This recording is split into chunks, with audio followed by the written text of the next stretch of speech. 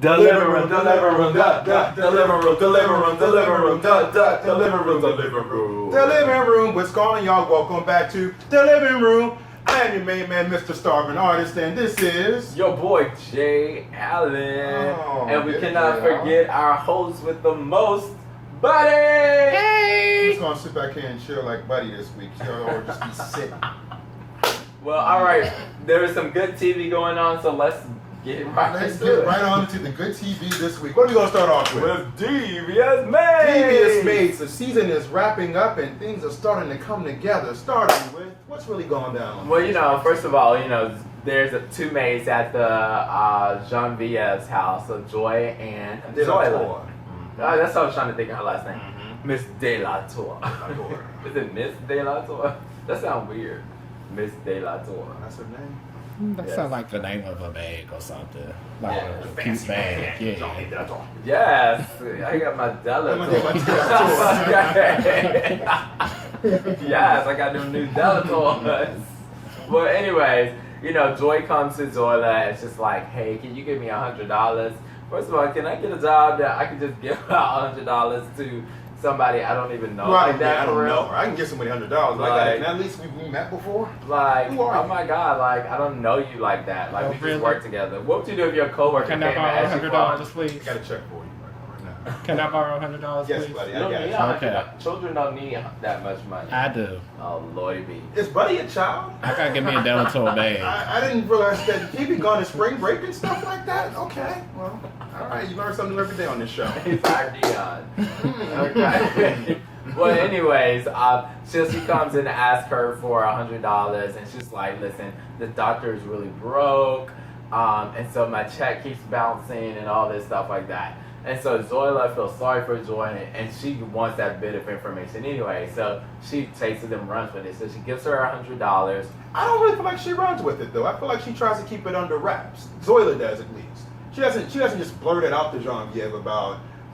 She does. Because she fakes her pregnancy. She fakes it to get her way because of the fact that Christopher is about to do something pretty extreme. She wants to stop that. She doesn't just blurt it off at the... But, I mean, you can say yes. Just because you say yes doesn't mean you're legally married.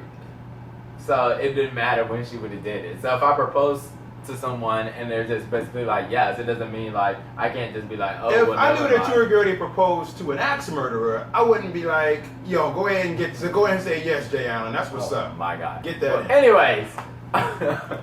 So, she tells Genevieve. Genevieve starts to believe her because he ends up kind of playing with them a little bit and just like, oh, can you give me some money? Yada, yada, yada. So she kind of breaks it off because she's like, you're broke. And then he's like, what are you talking about? I'm not broke. Where did you get that from? She's like, Zoila told me. Okay. What? Okay.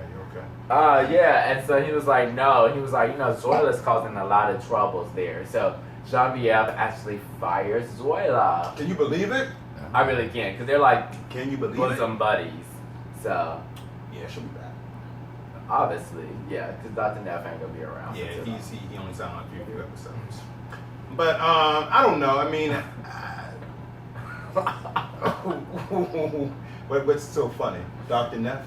No. Anyways, Carmen and little Dion is over at the Powell's residence, and so Dion is kind of cutting up, acting bad. Well, because he has no home training and he's not getting any discipline from his foster. Spare the rod, spoil the child. Spoil the child. Yes, Dion's really cutting up, and he's really only cutting up on poor Carmen, the non-working maid. Shooting her with arrows and doing all kinds of stuff. Giving her a mustache.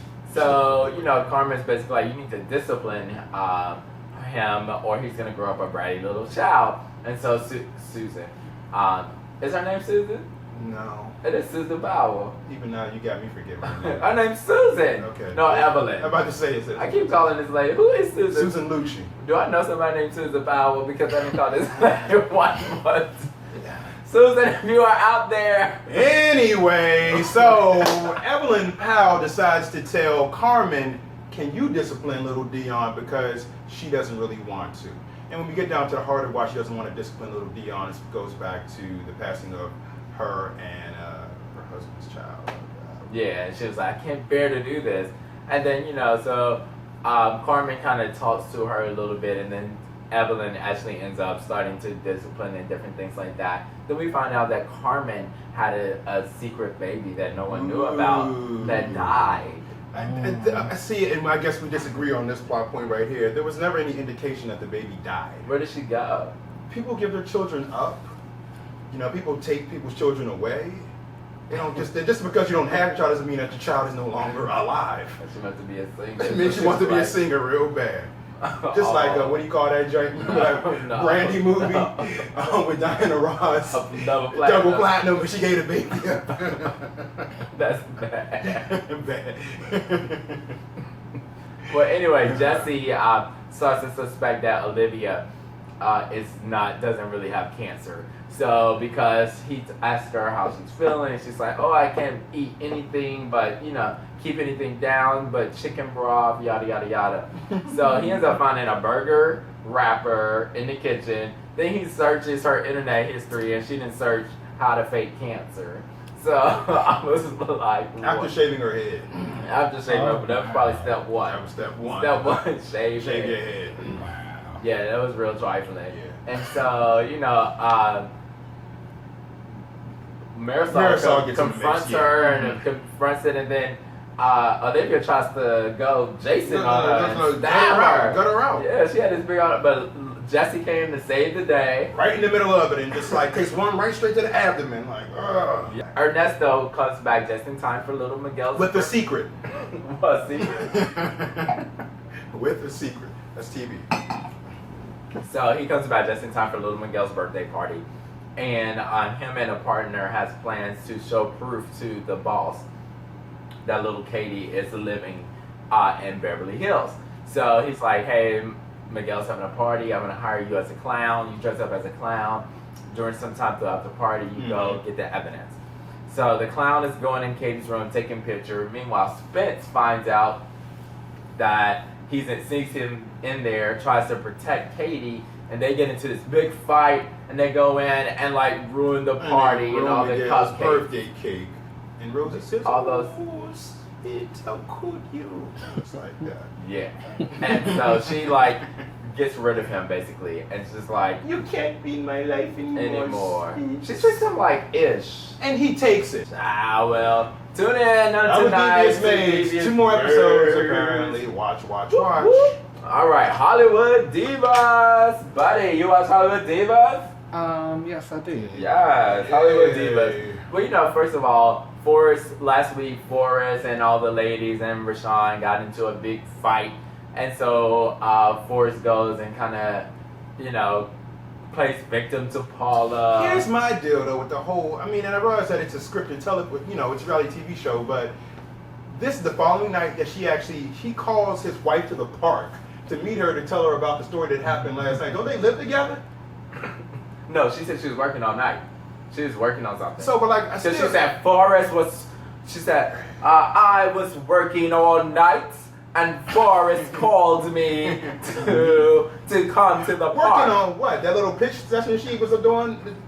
No. You don't, okay, whatever. She and Spence was shooting the scene. Yeah, so that's why he called her to the park. And so that gets Paula all riled up, because you don't talk about Paula's man, because she is not here for that. She goes in on Countess, talking about, I don't know, who said it, Countess with that surgery. Didn't even say nothing. He was like, Countess with that surgery. I can't even tell that she had. And she was like, Rashawn think he a pro with what all he has is Christmas in Compton. And then I was like, this was like golden with her man of the hour. She was going in on everybody. Yeah, she's deflecting. She's deflecting. Yes, because we learned a little bit about her later. Meanwhile, Countess has a little run-in with her stylist, Koyon. Like, what kind of name is that? Oh, yes, man, and Koyon came into the situation already amped and ready, locked and loaded. Too much fever. Way too much. 2 people who employ him. Right. You work and calling he was. Oh, go ahead. Wasn't he like ignoring the lady when she was calling and texting? Yeah. Right. And it's like you all are a team. So like, and then at the end of the day, his attitude was stank. His attitude was unprofessional and unnecessary. And he started like cursing and stuff. Yeah, so like I guess basically like they had a meeting with him and I forgot the lady's name, but she was acting like I was calling you, I was texting you, I never heard back. You said, "Oh, I'm doing this," I hung up. So he introduced whatever style of clothes he had to the producers instead of letting Countess see it. So that already kind of like pissed her off. He skipped the step. So he got fired, which was good. I love the way she did it. I like the way she did it though. She did it so calmly. She was just like, "You're fired." Yeah, she don't seem to be there for a fight. You know, well, listen, I love a Countess' response to all kind of conflict. She eats. She eats. She eats. She was there at that fish fry, eating hush puppies, and now whiting. Yes. She was getting it. Yes, even when the conflict went down. She didn't even raising. Yeah, what did she do? She was eating. She's like, this looks real good. Right. She's like, this look real good. Okay, yes. She covered the Kanji Burris style of fighting. Like, I'm just gonna eat these chicken wings. And watch this fight. I'm not getting involved. You know, so Lisa has a housewarming party for her apartment in LA. It's really nice though. It is super cute or whatever. And so she invites the ladies over. The ladies kind of recap what happened at the Mexican restaurant. I was at the housewarming party though. Like, how many people were there? It was like 6 people at her housewarming party. She don't know nobody there. She don't live there. She been there, living there for at least a year. Season 2. She went back to Atlanta after filming. She went back to the. No, she lived in Atlanta. Was she in Atlanta when she was on the other show? Housewives. I mean, in LA, she moved to. No, she just went out to LA because she has family that lives out there. So her children live out there. Yeah. Oh, okay. Because actually, that was like years ago. Good interview of her that Funky Dineva did in like 3 parts. That was really interesting. It made me. That's the first time where I looked at her like, wow, she's very likable. Like it was a really cool, fun interview. I always like Lisa. She told Kim she's gonna throw over that couch. That's when I knew I liked her. That's when I know I liked you. And so, the women basically were like, we can't deal with Forrest because he has an anger issue and we don't want to be in that environment. So we're just gonna get rid of Forrest off the project. So here's my thing with the Forrest, and I think that Forrest's death was definitely wrong. And you brought this up last week. They kind of did like ambush Forrest. They did. And old boy Rashawn did stand up on Forrest. And if you stand up on me, I'm gonna be like, well, what's the next step? I mean, I'm not just gonna be like, okay, I'm gonna slap you with some ketchup. I'm gonna give him a ball high. If you stand up, then I'm just gonna be looking at you like you crazy. Oh no, I'm getting up. Because what I'm doing is I'm precipitating your next move. Yeah, and I'm not about to just let you stand up in my face. I'm thinking you about to hit me. I don't know what you're about to do. So I'm already going to go. He was attacked, but then he has a very nasty attitude in general. Well, Forrest has a nasty. Forrest is not likable, but I mean at the same time, not likable. He's disrespectful. He has a bad temper. He has an awful. Everybody on this show is a bad temper except for Countess Vaughn and Lisa Hardwell. All the rest of them are always ready for a fight. But no, I don't think so. Well, anyway, Paula. Golden Books wanted to say, "I'm gonna do you like Maya Wilkes." She's like, "Oh hell nah!" It's already ready for a fight. Ready for a fight. And so Paula comes to the housewarming party. She got a little attitude, throwing shade and stuff like that. With flowers and a gift. The best way to throw shade. Like, I brought you something, bitch. But so they kind of rehash what's going on, and so Rashawn some kind of way gets into the mix, and so Paula overheard. Yeah, he overheard what she said, especially the part when he said that when Rashawn got in Forrest's face, he heard that and he immediately got up and walked over to there, and then that's when they got started. You did watch TV this week. I'm so proud of you. It's gonna be a new segment right here. So proud of you. We're gonna let you be in charge of this. 21 episodes in. Yeah, and so Paula decides she's leave, and she's like, "Bye, girl." To Rashawn. Did she really say that? She really because did say that. I thought she said bye, Rashawn, and I did not hear the bye, girl part. No, he did the bye, girl, and she did it really bitchily. Oh, bye, girl. And it was like bye, witch with a B, and it was a bit harsh because he should not have said that. He should not have said that, but I mean, I guess for every action there's a reaction, and she started it off.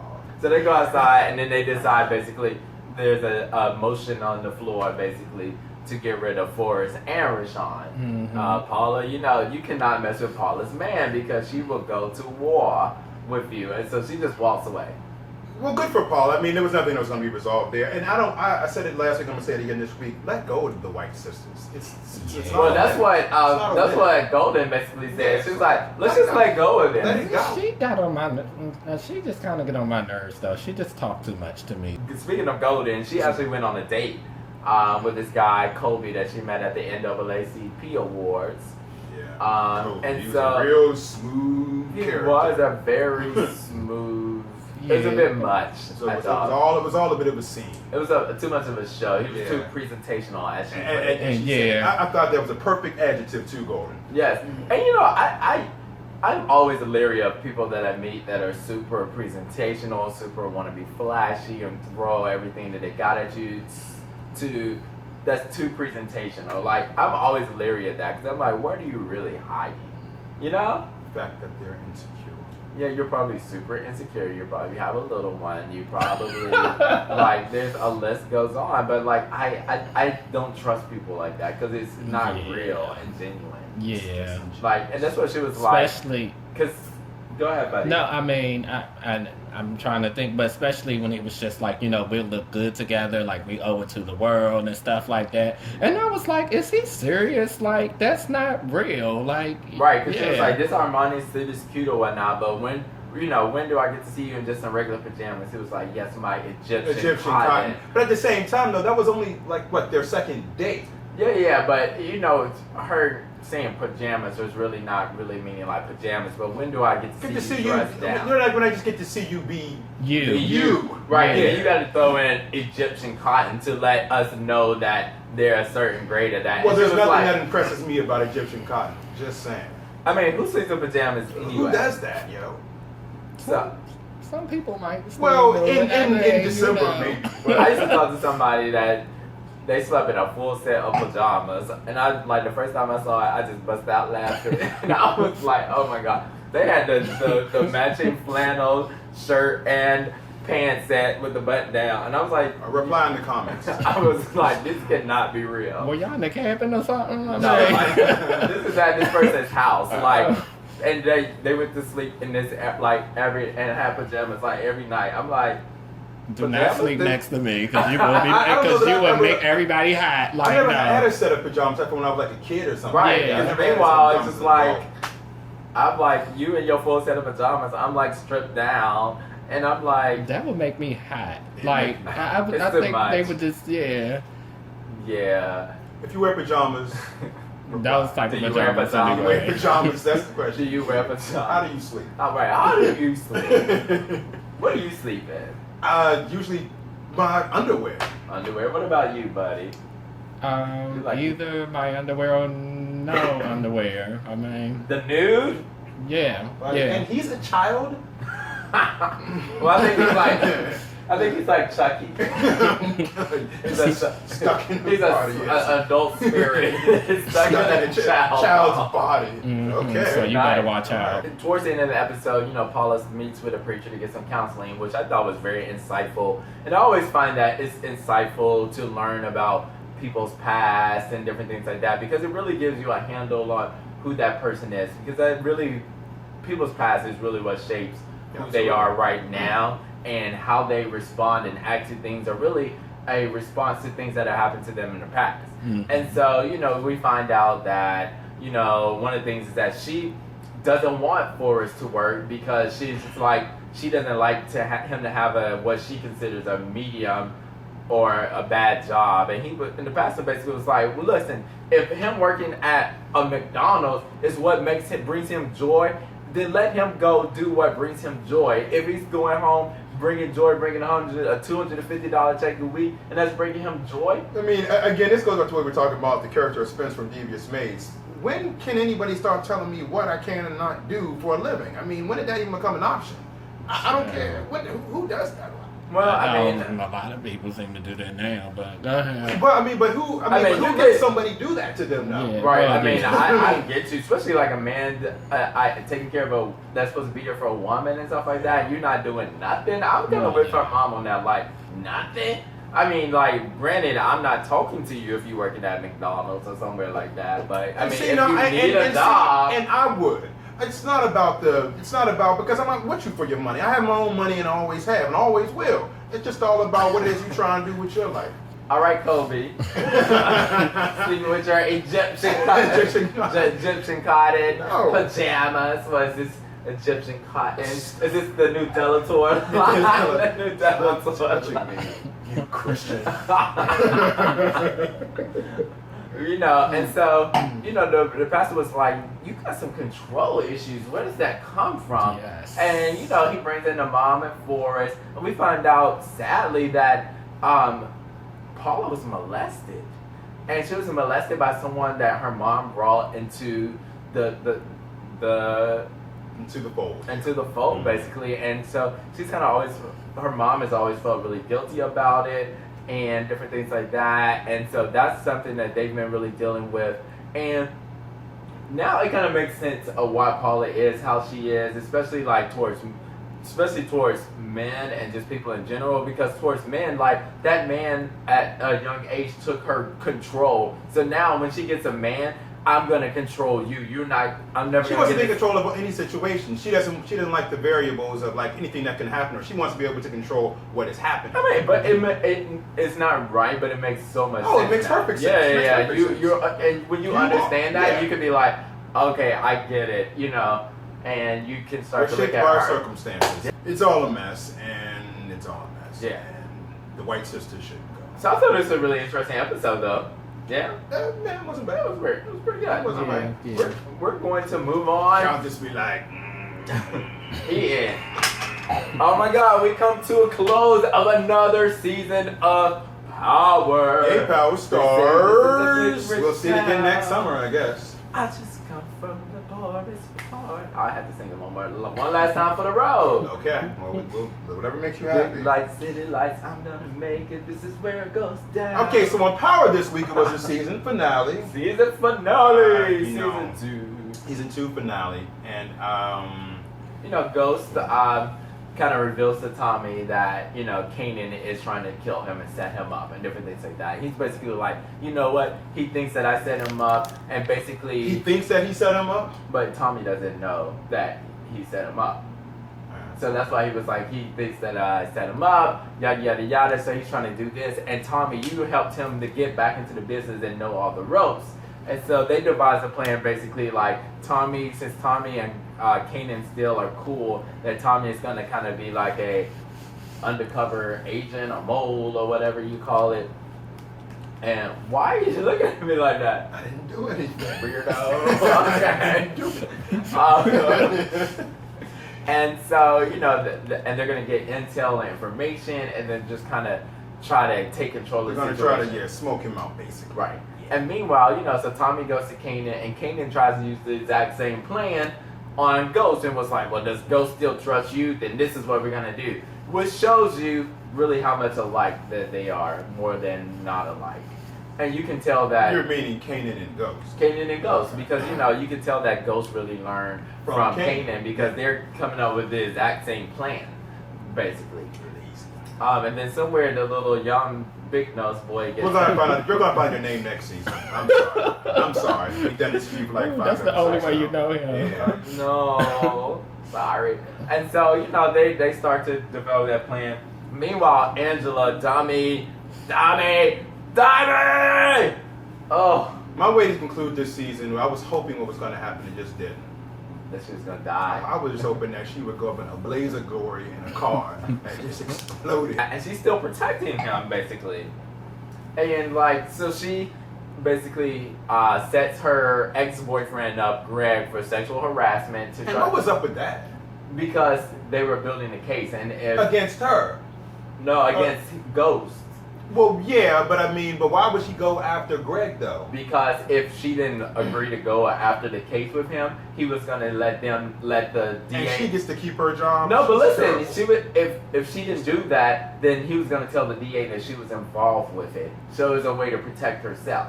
So she basically was like, this person is harassing me. She did it. What she essentially was harassing her. No, what he was doing is illegal. I can't just suspect whether I'm a police or not that you're doing something and follow you. That's against the law. Like, I can't just follow you. I don't know that that's against the law. It is. You can't just follow people. Why can't you? What? I don't know that that's against the law. I mean, there's no book in the book that don't follow people. What? Now, stalking something else. She was stalking her. Following somebody. Following somebody every day is stalking. I mean, and I feel like the following was more so tied to them trying to build the case. It wasn't tied to him giving a damn about Angela. Angela was just involved in the situation. It wasn't about Angela. Angela was just the silly one that was involved But I think with James saying... I think it was a mix of both. I think it was a mix of case and a mix of, I don't like this dude that's taking my girl from me. And I want him to go down because he still has feelings for her and still expresses the feelings for her. So it's one of those things where, like, I'm be hater and I'm going to come after the dude that took my girl. Well, that's Angela for it. And, you know, so she kind of helps Ghost by making that go away. Ghost in return kind of helps her because she was about to get disbarred. And Isabella Ruiz was supposed to come up and testify that Angela was the one that she worked with Angela to complete the sketch. Meanwhile, Ghost kind of helps that situation go away by telling Ruiz and that he and his family need to get out of town, essentially. And Go! she still decides to be with him, which is the dumbest move of all. Like, because he kind of convinces her that he's done with that. I mean, like, no, you are a liar. You are a thug. You are wrapped up into stuff. But I am so is not- she. There's no... Angela has no honor, so why would she... She has no honor. What's honor about Angela? She's a dummy. She's a dummy. I was hoping Tasha was gonna kill her. I wish that Tasha would just... I don't even want Tasha killed. I just want Tasha just to whoop that ass. I just want her to beat I want it. Tasha to be like, in a few years, like in Why Did I Get Married? Angie Stone met that girl. She was like, I always wondered how it's gonna be when I met you. What I love about my co-host, Mr. Jaye Allen, is that he never gets any R&B singer's name right. What? Angie Stone was not in anybody's Jill's Why Did I cat. Get Married. He just always, I was like, always goes in. Jill's They were cat. such confidence too. Okay. Continue. So Angela's with Ghost again. You know, meanwhile, speaking of girlfriends, Holly returns back.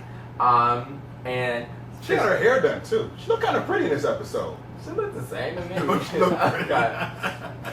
Holly returned, and basically she was like trying to. Tommy's pissed at her, and she said that Ghost made her disappear. She gives him all the evidence. She didn't spend none of that money really. Give him the money back. Shows the ID. So now Tommy's pissed because he doesn't trust Ghost anymore, and different things like He that. shouldn't. But he shouldn't. Well, No. Ghost had his reasons. Why? Because Tommy, as we all know, is irrational, immature. He had somebody that was in his ear that was making him steer off of the course of where they needed to be for the plan. And Ghost has been sleeping with the... But he's still... USA. No, but he's still and- on the plan and everything like that. Ghost is the boss. So, for example, if you're working and your boss has a direction of where the company is going and you're working against that, then you're going to be let go or you're going to be corrected until you can get back on course. And there's going to be action taken, and that's what was happening with Tommy. He was not moving in the direction the company was going. He was kind of taking other little lanes. Organizational Communications by Mr. Jaye Allen. Hello? Just saying. Thank you. Good old college degree. And so, you know, it kind of ends with the showdown, Mortal Kombat, between... The showdown was very extreme, though. It was very extreme. Yeah, so Kanan and Ghost kind of Go at it like in a construction site. go at it like, Yeah. I mean, it was really like a scene out of Mortal Kombat. Like Very they in this true. random ass like scenery with all this stuff you could Wood and stuff around, and there's plastic bags that be thrown over people's heads, and Yeah, and It's so and how does that end though?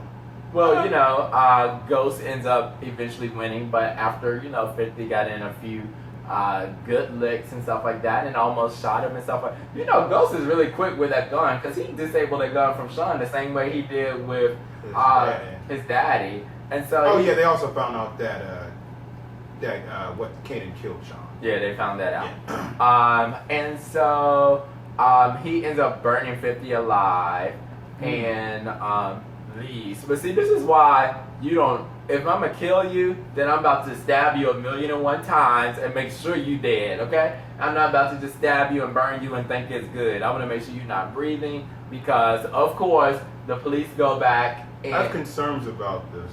I'm just saying, not that I would ever kill anybody, but if fictionally speaking.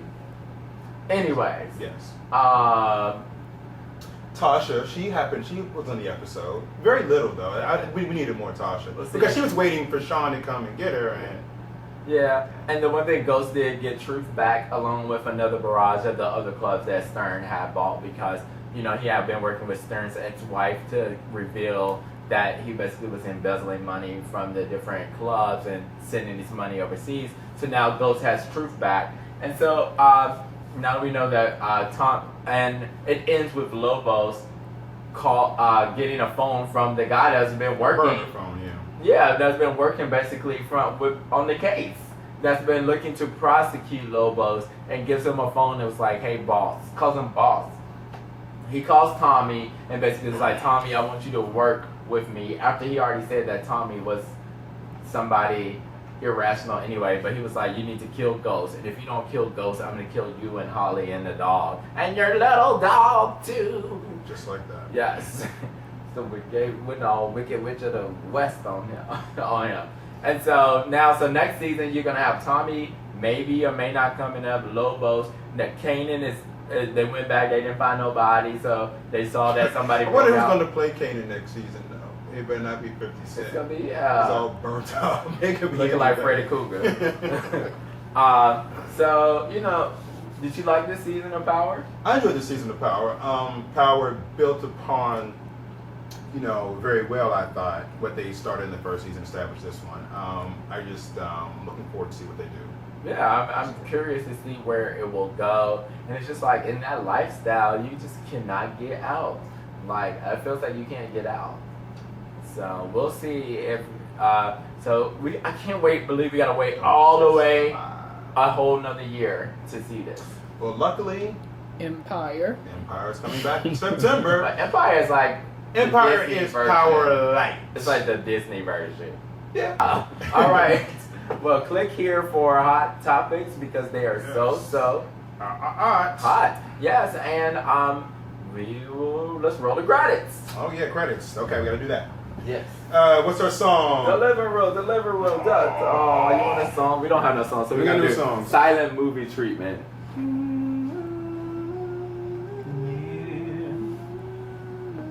All right. Bye.